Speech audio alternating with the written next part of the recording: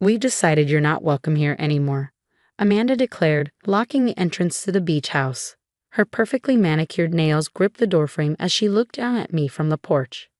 "This is our family property now, and quite frankly, you don't fit in." I stood quietly in the warm summer breeze, beach bag still in hand, watching my sister-in-law's smug expression. Behind her, I could hear my nieces splashing in the pool, their laughter mixing with the sound of crashing waves from the private beach. My name is Sarah Parker, and at 34, I found myself being banned from the place that had been my summer sanctuary for the past 12 years. Even after losing my husband Michael in a car accident 2 years ago, this beach house had remained my connection to him, to the family we built, to the memories we shared. "Did you hear me?" Amanda's voice sharpened with irritation at my silence. "You need to leave. Now." I adjusted my sunglasses, maintaining my composure. "Of course, Amanda, I understand completely." My calm response seemed to throw her off balance. She'd clearly been expecting a fight. "Well, good," she stuttered, clearly disappointed by my lack of resistance. "And don't try calling Dad about this. He agrees it's time for you to move on. You're not really family anymore, are you?" That last bar was meant to hurt, but I simply nodded and turned away, walking back to my car with measured steps. Behind me, I heard the door slam shut with unnecessary force. As I drove away from the beautiful Victorian beach house, my mind drifted back to the conversation I'd had with Eleanor, my mother-in-law, just weeks before she passed away 6 months ago. "Sarah, darling," she'd said, holding my hand in her hospital room, "I need you to promise me something." "Anything, Mom," I'd replied, still calling her Mom, even though Michael was gone. She'd been more of a mother to me than my own had ever been. "Promise me you'll be patient. Amanda, she's always been difficult, but she's about to learn some hard lessons. I need you to handle things with grace when the time comes." I hadn't understood then what she meant, but I promised anyway. Eleanor had always been wise, seeing things others missed. She'd welcomed me into the family with open arms 15 years ago, despite Amanda's immediate hostility toward her brother's gold-digging wife. Now, as I drove home, my phone buzzed repeatedly with messages from various family members. Amanda had apparently wasted no time spreading the news of my exile from the beach house. "How dare you make a scene?" I hadn't. Amanda's children were traumatized. They were happily swimming. "You should be ashamed." I wasn't. I silenced my phone and focused on driving, remembering Eleanor's last knowing smile and the envelope her lawyer had given me after the funeral. The envelope I hadn't opened yet, following her explicit instructions to wait until Amanda makes her move. At home, I made myself a cup of tea and finally opened my safe, pulling out the thick envelope. Inside, I found property deeds, bank statements, and a letter written in Eleanor's elegant handwriting. "My dearest Sarah, if you're reading this, it means Amanda has finally shown her true colors regarding the beach house. What she doesn't know, what none of them know, is that Michael and I had the property transferred to your name 5 years ago. The beach house is yours, my darling girl, along with the trust fund that maintains it. I love all my children, but I've watched how Amanda has treated you, how she's tried to push you out of the family since the day you married Michael. Even after his death, you've shown nothing but grace and patience. You are more my daughter than she ever tried to be. I smiled, picturing Amanda's face when she realized who really owned her precious family property. But for now, I would wait patiently, just as Eleanor had taught me. After all, some lessons are best learned in the summer. The notification was delivered on a sunny Tuesday morning, exactly 3 weeks after Amanda had banned me from the beach house. I wasn't there to witness it, but my neighbor Lisa, who worked at the local coffee shop, gave me a detailed account of Amanda's very public meltdown. "This is impossible," Amanda had screamed, waving the legal documents in the air while standing in line for her daily latte.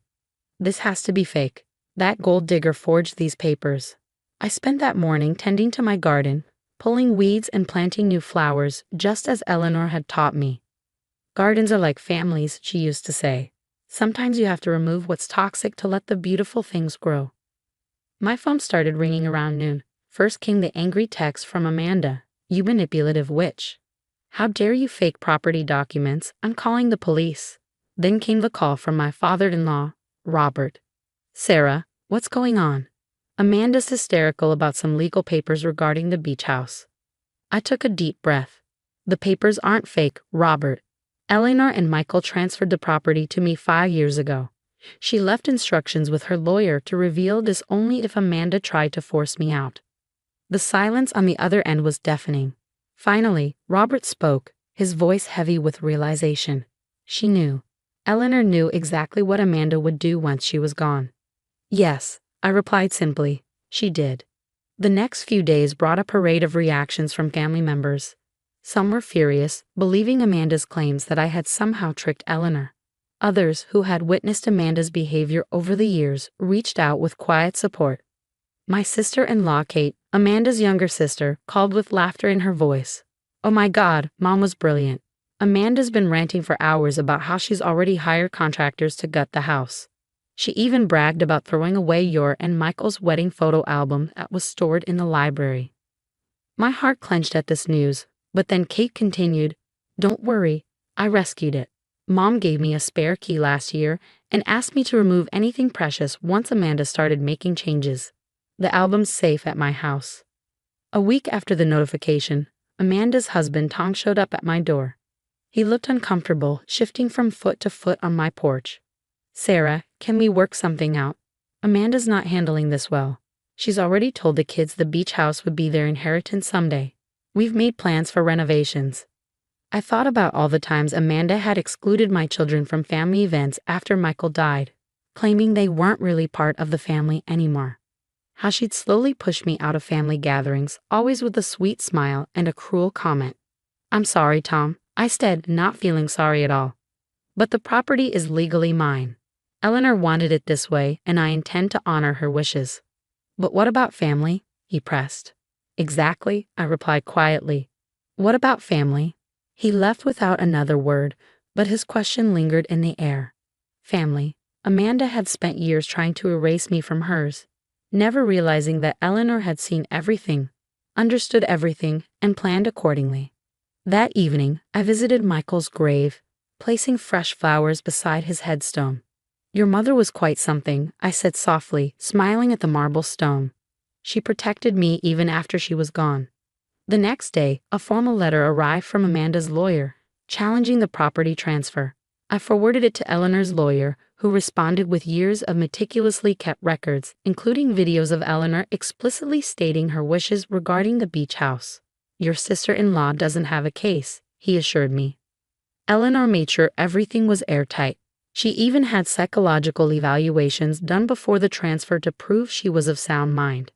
I sat in my kitchen, reading through Eleanor's detailed records, and felt a deep sense of gratitude for this woman who had loved me like a daughter. She hadn't just left me a house. She'd given me the means to stand my ground against Amanda's attempts to erase my place in the family. As summer progressed, Amanda's attempts to claim the property grew more desperate. She tried appealing to other family members, spreading rumors about me, and even attempted to access the house illegally, only to find the locks had been changed. But I remained calm, just as Eleanor had asked. Sometimes the best response to chaos is perfect, patient silence. 3 months passed quickly, and the deadline for vacating the property arrived. I stood on the beach house porch early that morning, watching the sunrise over the ocean, just as Michael and I used to do. The key felt warm in my palm, not just a piece of metal, but a symbol of Eleanor's faith in me. Inside, the house still held echoes of happier times, despite Amanda's attempts to erase them. She had managed to remove some photos and replace some furniture. But the essence remained. The marks on the kitchen doorframe where we'd measured the kids' heights each summer. The small dent in the living room wall from Michael's enthusiastic Christmas decorating. The window seat where Eleanor used to read stories to all her grandchildren, even mine when Amanda wasn't around to object. "I thought I'd find you here." I turned to see Kate standing in the doorway, holding a large box. "I brought back the things I rescued," she said, setting the box down. "Including this." She pulled out the wedding album Amanda had tried to throw away. As we sat on the porch steps, looking through the photos, Kate spoke softly.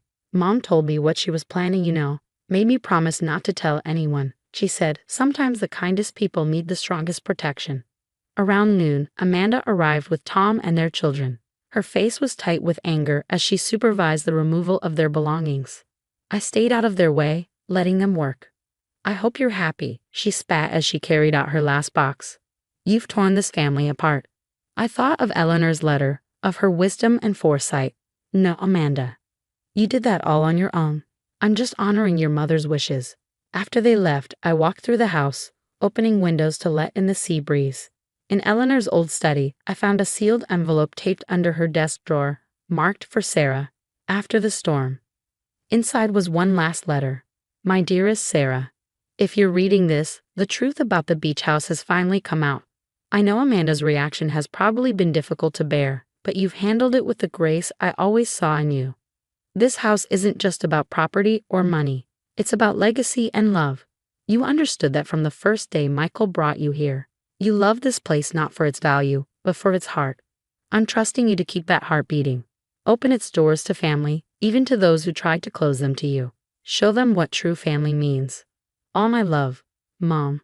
I wiped away tears and took out my phone, sending a group text to the entire family, including Amanda. The beach house will be open every Sunday for family dinner, just as it was when Eleanor was alive. Everyone is welcome. First dinner is this weekend. Love, Sarah. Responses trickled in slowly. Kate immediately replied with enthusiasm. Robert sent a simple thank you. Others responded with varying degrees of warmth. Amanda remained silent. That Sunday, I prepared Eleanor's famous seafood pasta and set the big table on the deck. Kate came early to help, bringing her kids who ran straight to their favorite spots on the beach. Gradually, other family members arrived, slightly awkward, but carrying dishes and warm greetings. As the sun began to set, I heard the unmistakable sound of Amanda's car. Through the kitchen window, I watched her sit there for a long moment before slowly getting out, holding a casserole dish. She walked up to the porch, her children running ahead to join their cousins on the beach. Eleanor's recipe, she said stiffly, holding out the dish. Mom always said no family dinner was complete without her green bean casserole. I took the dish, our eyes meeting briefly. She was right, I said softly. Thank you for coming, Amanda.